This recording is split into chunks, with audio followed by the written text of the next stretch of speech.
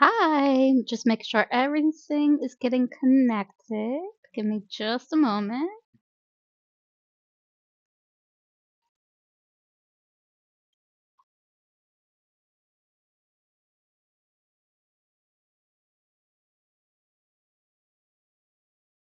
All right, there we go. Looks like everything is all connected. I can now see all the chats. Um, Welcome to Evelynn's Lunar Lunch Break. I am Evylyn Rose. The Lunar Lunch Break is designed as a quick Q&A session. I will go very simplistic while also trying to provide depth. I could be very verbose at times in answering your questions, anything related to tarot, modern witchcraft, magic, esoteric topics, metaphysics, spirituality in general. It doesn't have to be specifically witchy stuff if that's not your thing. Not everybody who studies esoteric topics identify as witches, so by all means, whatever your personal flavor of spirituality is, I'm happy to answer questions to help you along your way. Um, and I usually, as I'm going through these, I do have some questions that people will submit to me through emails, through conversations that I have, um, just in person around town. Sometimes they'll come up during readings. People will ask me to answer these. So I do have some questions that are prepared. That said, I really, for these live streams, would love to be able to answer any questions that you have on the air, because if you are here live, I would much rather answer your questions with priority. Those who ask me these questions and ask me to put these in these videos, I do make sure that they're aware that I may or may not get to it on the very next live stream, so they already know. So please make sure if you have a question, you can just pop it in the chat at any time. I'm happy to answer it. Um, I also have, oh, where to go? um, I also usually have some updates, announcements of things toward the end. The typical where to find me, where my newsletters and stuff like that are. Um, I do want to say before I dive into today's questions, I do want to apologize to any of you who were hoping to be here for the live stream on Saturday, this past Saturday. Um, every year, at least once a year in Delaware, we have a Christina River watershed cleanup event that goes on throughout the state. Many of the surrounding states along the Christiana River also have cleanup days. Sometimes they coincide and they all occur on the same day, which is amazing. Some years, some states might do it on slightly different dates. Anyway, it's a once a year thing, and anytime that we go and do this, we get into the marsh, into the reeds, and we are digging out everything. And so this year, uh, I definitely did like a power clearing of this one subsection of the marsh where my son and I were working on things. Um, and my son being younger, I basically have him sorting out the piles, but I'm sitting there taking things up out of the reeds, um, picking them up, putting them up on the little tuft of land, while he sits there and sorts between what is still recyclable and what has to be thrown away. Um, I would say overwhelmingly it was plastic bottles, so water bottles, Gatorade, that kind of thing. Second to that, I'd say lighters, Bic lighters specifically, and the cheap dollar store versions, the ones that can't be refilled. Those were in mass this year. Tons and tons of lighters. It was awful. Not all of them empty either. So, for goodness sake, please, for those of you, whether you're smokers or you use lighters for candles, incense, whatever, please invest in some reusables. Um, because that's entirely too much plastic to be ending up in our rivers. It was awful. Um, there were also a lot of glass bottles. My son has lots of questions about how many whiskey drinkers there are in Delaware. I had to laugh about that. They weren't all specifically whiskey, but he happened to catch that many of the bottles that still had their labels on there were whiskey bottles. Um, so again, it's a great event. If you live any of wherever you live, whatever waterways you have, please make sure look into what your state, if there's any organizations, or consider starting up one yourself for the cleanup events. It's it can feel hopeless, especially when you get there and you start doing it, and 10 minutes in, and you feel like you haven't even put a dent into it. Um, it can feel overwhelming, but the reality is if we're doing this at least once a year, every year, and in those few short hours, we're able to collect that many tons of garbage. Imagine what would happen if all of us throughout the year did a little something. It would make a huge, huge, huge difference. Um, so anyway, the reason I brought that up is in connection for why I wasn't here Saturday evening was that morning was that event, and I have a tendency of overdoing things, and my body does not appreciate that. I do have some chronic pain related issues and things of that nature. So I do put myself in a flare up whenever I engage in that activity. And I had hoped that I wouldn't have been feeling it quite as strongly as I did until the next day. Unfortunately, I was already feeling it by the evening. So I had to cancel our Saturday session. But I still have those questions. I'm going to get to a couple of them today. And then the others I'll be addressing on this upcoming Saturday, in which I will not be doing anything that will put me in a physical flare up. All right. So, again, if at any point you have any questions, please pop them in the chat. I will prioritize anything I see that comes up in the chat, and I will, in the meantime, work on these questions that I have. So, let's go ahead and dive in. Um, I have a handful of tarot related questions, but I did want to address this one two-parter question that came up after one of my last live streams. I was mentioning in there like Wicca and witchcraft and separating out the two. Those of you who are familiar with my work with Messages in the Moonlight for years, like you already know this. Like I make it very clear on that website the differences. But the question was, what's the difference between Wicca and witchcraft, and are all witches Wiccan? Again, for those of you who've been following me for years, you already know the answers. But not everybody does, especially if you are new to this, especially if you'd never heard the words before and you suddenly have a friend or family member or somebody mentioning it, or it comes up in now it comes up in TV shows all the time, right? Um, so Wicca is specifically a religion. It can be hierarchical. It can be it's sometimes referred to as being like a mystery cult, if you will, initiatory in that sense. There's a few different branches of it, if you will. Um, so we call them traditions. So kind of like within Christianity, they have denominations, right? So you could use whatever term that makes the most sense for you. We typically call them traditions. I tend to, in my Wiccan flavored witchcraft, I tend to be more eclectic in my style. I have studied various traditions. I've read lots of different works and um, associate with many different Wiccans from various distinct initiatory traditions, and it's just not for me. But for those who are in it, there is a lot of power to it. It's very special. It's important to do all those things if you feel called to those traditions. Um, but just like in any religion that has different sects or traditions or denominations, you have to find the one that fits for you personally.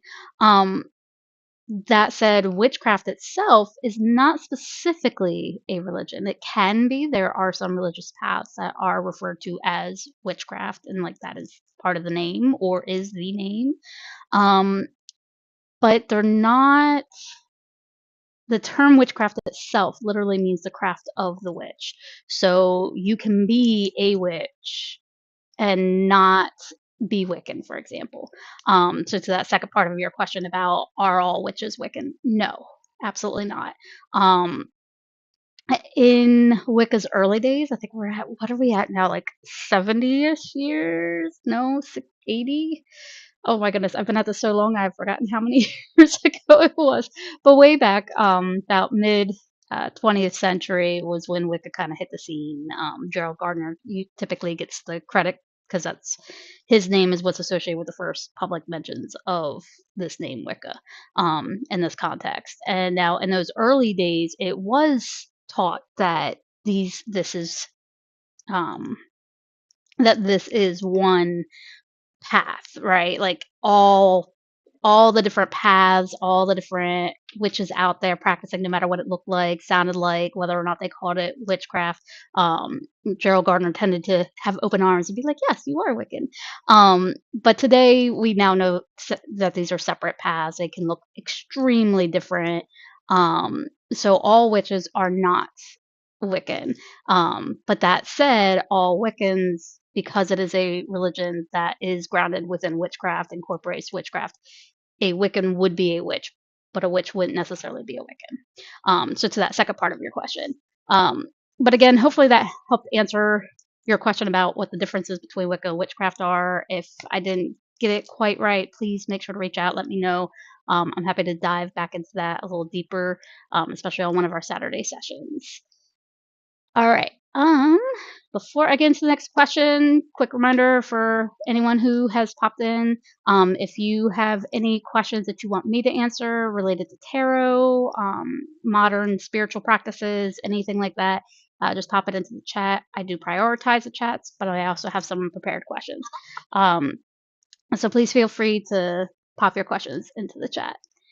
All right. So again, I did have a few questions related to tarot that I wanted to make sure I touched on today because they're quick and easy to answer, and I love these questions. They come up quite a lot.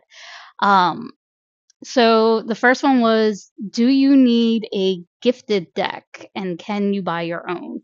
So for anyone who doesn't know what they're talking about, there's this traditional idea that you have to be, if to become a tarot reader, you have to be gifted your first tarot deck. Like if it wasn't gifted to you, then you're not a real tarot reader. That is not true. That would be one of those common myths within the tarot communities. You absolutely can buy your own tarot deck. It does not change things at all in terms of whether or not you might go on to become a tarot reader or whether reading for yourself or professionally. I bought my first deck, but I've also been gifted decks. So some people were gifted them, some weren't. It does not make a difference. I don't actually know the exact origin of that myth, but I suspect it had to do with um, kind of gatekeeping to keep people from trying to become a reader. Also, you think about like early days with some of the charlatans and con artists and stuff like that go into a community and claim that they're able to do these things, and what they're really doing is just like cold reading, which is kind of like a mentalist type style. Um, and so I can very much imagine somebody who needs to keep people like who would otherwise be able to identify, hey, they're a charlatan, this is a scam. I can imagine them kind of coming up with something like this, like, oh no, you can't be a tarot reader because you weren't gifted your first deck. Like that, I can totally see that. I don't know that that's the actual origin, but I suspect it was something along those lines. Um, so yeah, so again to that question, do you need to be gifted a deck? No, you do not have to be. It's nice to be, but you don't have to be. And you may absolutely buy your own deck. I buy tarot decks and oracle decks about a less than I buy books, but with the same level of um like obsessiveness where I will pour my money into books before I put my money anywhere else. I'm terrible about that. Um so yes, you may buy your own. Um, and then for the next tarot specific question I had gotten kind of follows that uh, that two-parter question. How do you choose a first tarot deck? That is such a great question. I don't know that there's necessarily a right answer to that question. So for me, my first tarot deck that I ever owned was, I can't remember the exact name of it. It was an Angel Tarot, and there are so many tarot decks that are called like the Angel Tarot that I couldn't even tell you the artist name or anything. I was young at the time. Um, and I saw this at the Baltimore Renaissance Festival. It was in one of the one of the little shops there. And I remember seeing it, and I only had $20 in my pocket, so I had to decide between food, buying something for myself, or this tarot deck. And so I didn't buy it right away, but I couldn't get my mind off of it. So I go back right before we had to get back on the buses to head back to school, and I run in there and I buy it. Um, so I chose the tarot deck over food. um, and for me, like, I didn't necessarily choose it for any other reason than that was the one that was there, and I couldn't get it out of my head. I wanted that tarot deck. Um, Ultimately, it was not the deck for me, which is why I don't still have him. I can't tell you much about it, but I stuck with that for the longest time. I think it wasn't until a couple years later, I think I bought the Dragon Tarot, which I still love. I laugh because Matt Orr makes fun of it sometimes when he's giving lectures and workshops, but I love that deck. I still have that. I've owned it twice now. Um, I'll tell that story another time. But anyway, I love that second time was about finding a deck that spoke to me. It was about the art. Did I like the imagery? Did I like the theme? Did it resonate in some way? Um, and so that's kind of the little things to look out for. If you're really just like, I don't even know if I want to get into tarot, then it really doesn't matter what tarot deck you get. You can literally any tarot deck will do. Um, you can never go wrong with the basic Rider-Waite-Smith deck. That is like the typical standard within tarot. Most tarot decks are based off of it in at least some way. Um, but that's kind of what I would recommend. Is just kind of check out what's there nowadays. You walk into any bookstore, any game store, like here in Delaware and Newark. There's a the Days of Nights. They have like a little cabinet that's like multiple shelves of tarot decks. Like everything else in their store is all devoted to like tabletop gaming and card games and board games and all these different things. And then you just see like this shelf under lock and key with tarot decks. And I can see that being overwhelming if you don't know what to look for, you don't know where to start. And so I would really just recommend just kind of look what's there. Is there a particular artwork that speaks to you or a theme that speaks to you? There's so many different decks today. And you really can't go wrong because if you're like, you decide you don't like the one you get, you can always buy another one and then gift that one that you didn't like to somebody else. Um, so there's no there's no right answer to that. By all means, it will not hurt my feelings if you go and ask another tarot person, whether they're a tarot reader or they're just really into tarot, to tell you tons about it. Any tarot enthusiasts, there we go. That's what I'm looking for. Enthusiasts. It will not hurt my feelings if you ask somebody else for their tips. Um, but yeah, there's no right or wrong. Let's see. We still have a couple minutes. So again, if you have any questions that you want to pop into the chat, please make sure you do so. I've got one more question lined up. So if you're typing, please by all means submit that into the chat and then I will get to it next. And then if not, then we'll just get into announcements. All right, so where did my question go? There it is. Okay. So what does a reversed card mean? Is it always bad? So you guys are hitting me with the two-part questions today.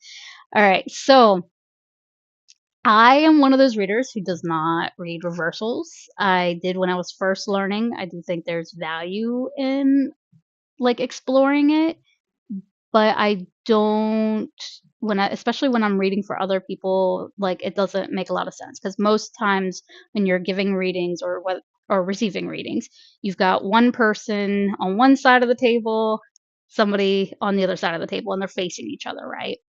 And now for me, my brain cannot flip a spread around to the other person, so I have the spread in front of me, like as I learned it, so facing me. Some readers will flip it around to the other person. So I can't do that. That's upside down and backwards and it messes me up. I can read a book that way, but I cannot read cards that way. But anyway, point is no matter which way that spread is facing, If I'm sitting there and I'm looking at a card and it's facing reversed to me, is it reversed? Because for the person across from me, it's not reversed. And same thing for them. They might see cards. I have people all the time pointing out, and they're like, "Does it mean anything that this is upside down?" And I look at them and I'm just like, "It's not upside down to me." Right? So I don't see a point in getting too bent out of shape over reversals. I haven't found them to have that much of significance. That said, there have been times where that'll be the thing that clicks. So a lot of times when we teach reading tarot cards, we usually recommend like focusing on what is the first thing you notice when you pull that card. So when you pull that card, you're looking at it. Do your eyes land on a particular color or an object in the scene? Is it the number? Like what stood out? And sometimes when I'm reading, if it stands out to me, like, hey, this one's facing a different way than the other cards, then yes, I will interpret that kind of in a reversal type of way. But again, I don't give it too much emphasis because at the end of the day, every single tarot card holds within it that wisdom and knowledge and the energy of that card.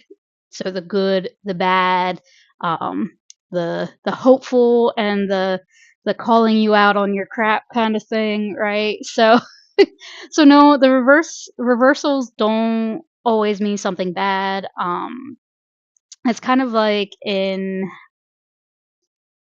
the most common spread, they talk about like the Celtic cross, right? There's usually one card that represents the querent, which is the person asking the question, and then there's a card that crosses it. And so they talk about this as the crossing card or the challenge card.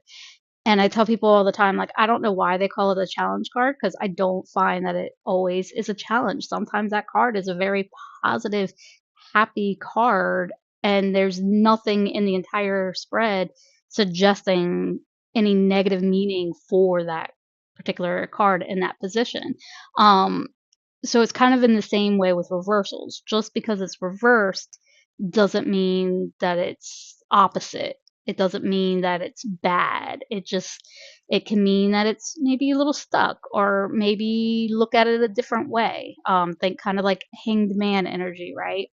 So within the tarot, the hanged man might be called other things. I think we so I've seen it like the sleeping dragon and things like that. So like the idea is it's looking at things from a different perspective. So it's literally flipping upside down and seeing the world. It's kind of like remember being like a little kid and like you're laying on the bed and like or the couch or something and like you're laying upside down and you're looking at the room upside down. It completely changes your perspective. And that's what that card represents, right? So sometimes reversals if that's something you want to explore when I explore them anyway. That's kind of what I see it as. It's how to look at that energy and that message of that card, but see it from a different lens than the way I would typically think about it and see it. Um, and again, that's going to be unique to different readers, to different styles. And it may even have a different meaning for you personally as you're exploring that. So, to that second part of the question, is it always bad? No, it often isn't bad. Um, it really just depends on the card, the spread, its place in that spread, um, and the particular circumstances that you're exploring. Again, when you're first learning tarot, by all means, please do explore the concept of reversals. It does really help to see more of the meaning behind these cards and how those cards can be interpreted. Um, so, reversals are useful as you're learning and discovering what these cards mean beyond just basic keywords. Um, all right. So those were the questions that I had lined up for today's session. And I'm checking the chat. Nope. All right. So I'm going to go ahead and since I don't have any questions lined up in the chat, and we're coming up on the end of our session anyway, I'm going to go ahead and get into our updates. First of all, I do want to say if you haven't already, please make sure to sign up for my newsletter, the Starlight Circle, become one of my moonbeams. The newsletter gets its name from the star card. in tarot, which tends to represent hope, inspiration, and things of that nature. And so a star, like our sun in the solar system, it's what's shining the light out there. So the starlight circle, within it are my moonbeams. So just like our moon reflects the sun's light to the people on Earth to light up the Earth, you, as the newsletter hits your inbox and you're getting that dose, that monthly dose of inspiration and hope, I'm hoping that you will reflect that light back to your communities. So please consider becoming a moonbeam if you're not already. I'll make sure that link is in the notes. Um, let's see.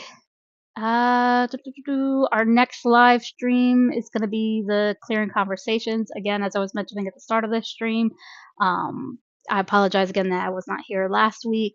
Uh, this coming Saturday, I will not be doing anything that will put me into that bad of a situation where I can't do it for you guys. So I will definitely be here next Saturday, 5 p.m. Eastern here in the US. Um, Again, the Saturday Clearing Conversations is an Ask Me Anything session where you get to get deeper answers. We can get into those questions that are a little take a little longer to answer. And if it's a quick question, that's okay too. So either way, but we have the time is the point. The best way to submit questions, of course, are always during the live streams in the chat. If you know that you're not going to be able to make it, or you're worried that um, you want to make sure that your question gets added to the list ahead of time, you can always send me an email. You can reach out to me on Twitch. I have a little suggestion box set up there. You can reach out to me on social media. I'm on Blue Sky all the time, but I get a little political there, so if you're not into that, there's also LinkedIn and a few others that you'll see me at. But again, the best way to do it is to be here for the live streams and ask your question in the chat, but you can always send me an email as well. I'll also make sure in the notes or for the replay all the links for my website. So of course there's the evylynrose.com, which are all of my services. My Light Weavers Clearing, which is where there are on-demand workshops and digital downloads where you don't have to be geographically here. You can be elsewhere in the world, anywhere in the world to be able to access those. I also will have links for Messages in the Moonlight, which is a 100% free resource I've been building since way back in the day. The website itself has been around since 2003, but it's technically it began a couple years earlier than that, so around 2001, I think is when its precursor was, or predecessor. There we go. That's the one I'm looking for. The predecessor was born in 2001. Yeah, so again, you can find me Blue Sky, LinkedIn, obviously Twitch and YouTube, because that's what I'm live streaming on now. There's a few other socials that you'll find me on. I don't necessarily use them as much. And then I think that is pretty much it. And of course, if you would like to book a tarot reading with me, I will also make sure that I have my booking links in the show notes. Over the last week, we found out, I think that was Friday. So last Friday, we found out that I actually did not have those set up properly. So I will make sure that link gets it now that it's all set up correctly. I'll make sure that those booking links end up in the show notes as well. All right, so I'm going to go ahead and wrap it up there. I want to thank you all so much for joining me, and